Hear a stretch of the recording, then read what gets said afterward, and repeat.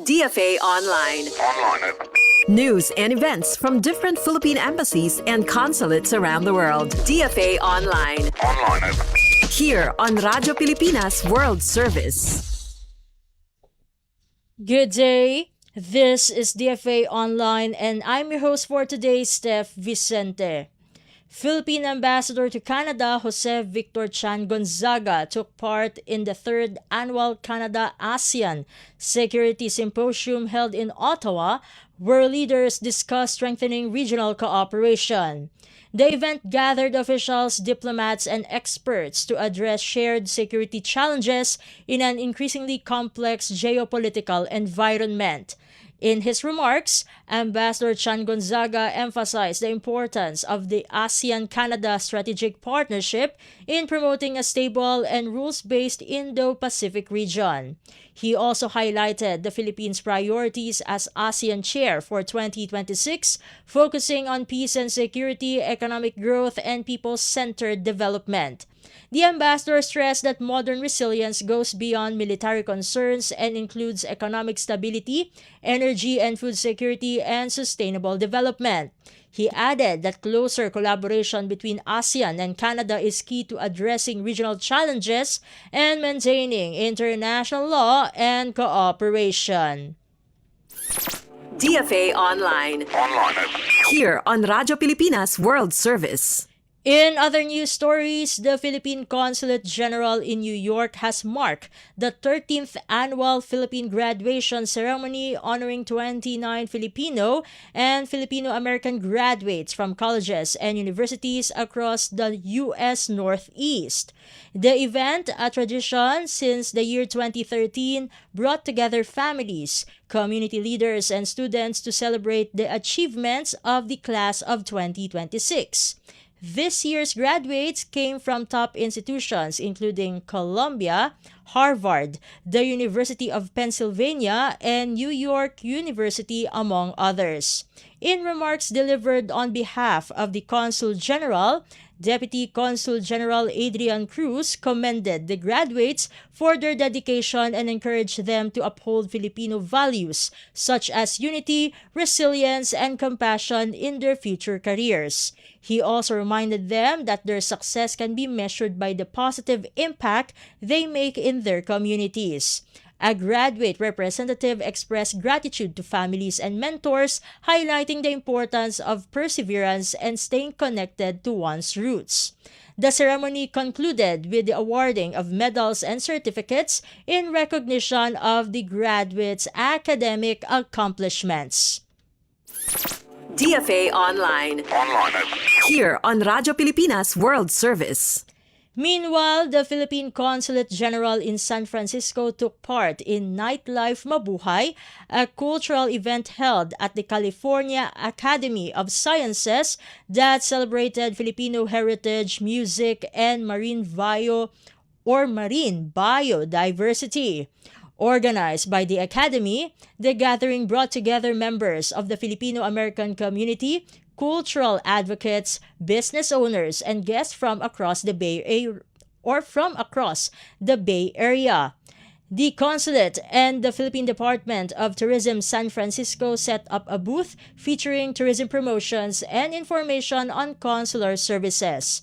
The event also showcased a range of Filipino cultural performances, including music, dance, and traditional presentations that highlighted the community's diversity. During the program, Academy officials emphasized their ongoing research and conservation efforts in the Philippines, particularly in marine ecosystems.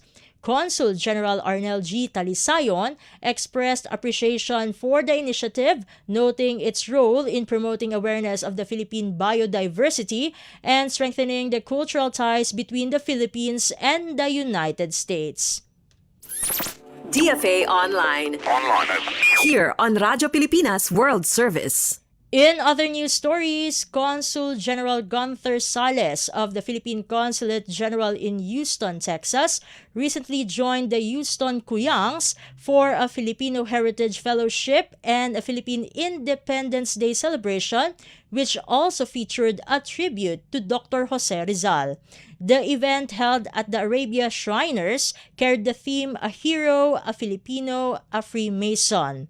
In his remarks, Consul General Sales paid tribute to Rizal not only as a national hero but also as a Freemason whose principles of liberty, equality, and fraternity influenced his vision for the country.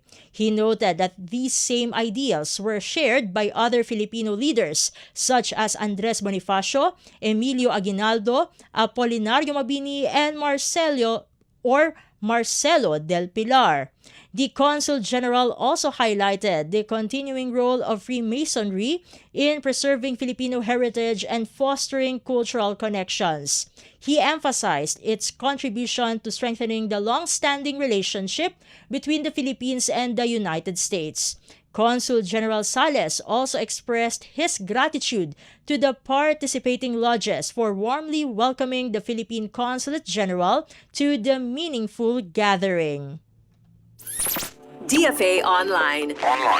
Here on Radyo Pilipinas World Service. And finally, the Philippine Consulate General in Honolulu, in partnership with Kabataan Filipino for Kids Hawaii and the University of Hawaii, Timpuyog organization recently held a cultural event called Kwentong Pambata with Tita Ime at Rizal Hall.